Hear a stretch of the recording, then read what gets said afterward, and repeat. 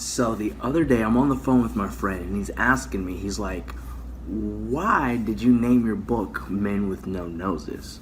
And so, here I'm going to tell you.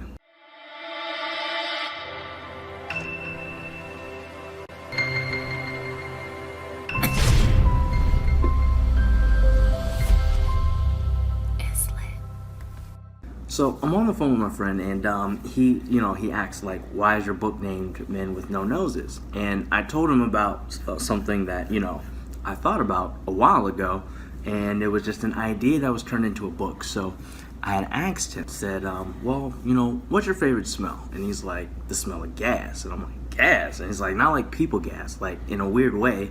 He likes what gas smells like at a gas station. I've actually heard that before, so I was like, okay, I understand.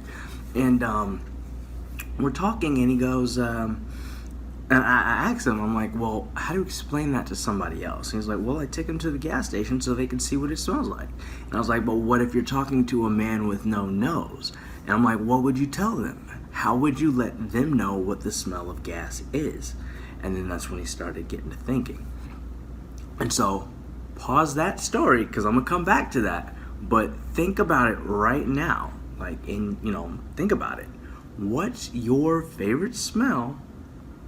Could be chocolate, roses, lavender, the smell of fresh cut parsley. Might be a food, something that you cook.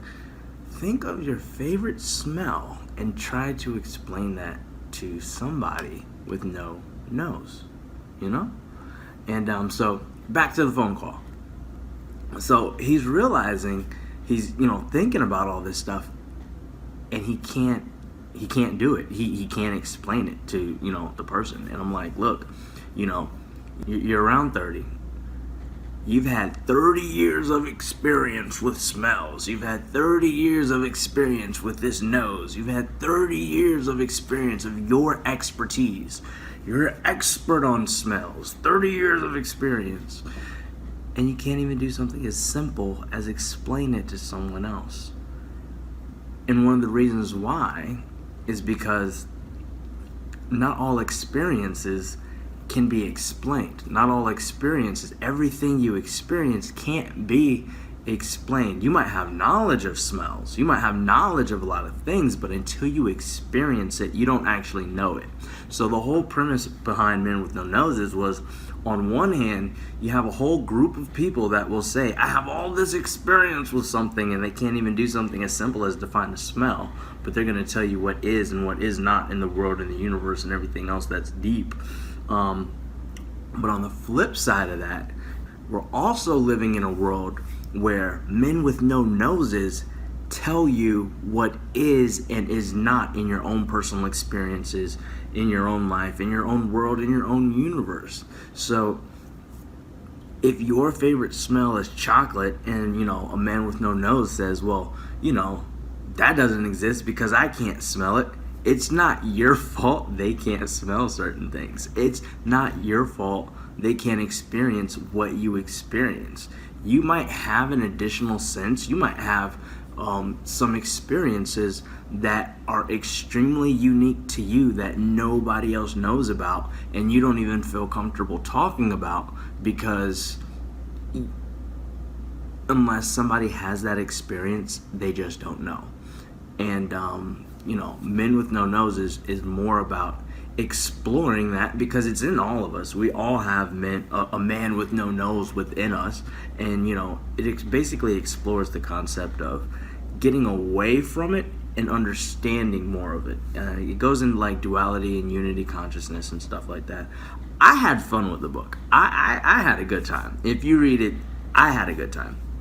But I wanted to create something where people kind of understood within their own personal experiences and their own ideas, or just in their own experience overall, they're not really alone. There's a lot of things where we haven't connected a lot of dots to a lot of things, but whatever your experience is, even get into like women's intuition and stuff like that. So whatever your experience is, you're not necessarily by yourself, and what you're talking about isn't necessarily crazy.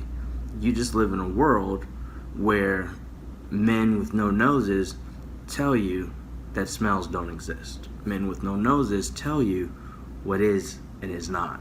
So if you can, look within yourself and kind of start erasing the men with no nose and be a little bit more open-minded to what's going on, you might completely flip and change your situation around.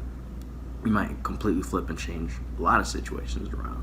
And, basically, that's just Men with No Noses on a short version. Link in the descriptions. If you like the book, I will link the book in there. I'll drop a link for it. But that's Men with No Noses. Don't forget to like, comment, subscribe. If you like the book, go leave a review on Amazon or Goodreads. I'm actually looking to start a book club, but I don't know much about a book club. So if you know somebody that wants to volunteer to help, run a book club, let me know, because I want to get one started. And I just don't have the time for it. I don't have the time to manage a book club.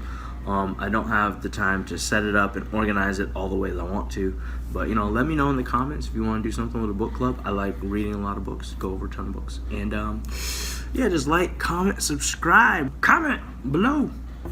Let's go. I'll catch you guys later.